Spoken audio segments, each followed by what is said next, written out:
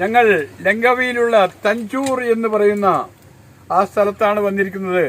ഇവിടെ മുതലയെ കാണുന്നതിന് വേണ്ടിയിട്ട് മുതലയുള്ള ഒരു കേവിലേക്കാണ് ഇപ്പോൾ നമ്മുടെ ഈ യാനം നീങ്ങിക്കൊണ്ടിരിക്കുന്നത്.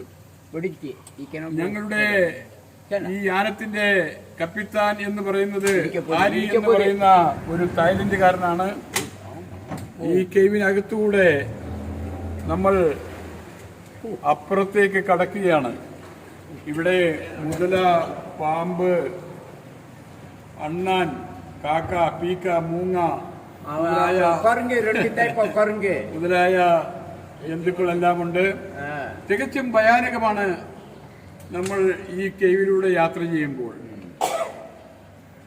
ലങ്കാവിയിലെ അതിമനോഹരമായ ഒരു ഐലൻഡാണല്ലോ തഞ്ചൂർ.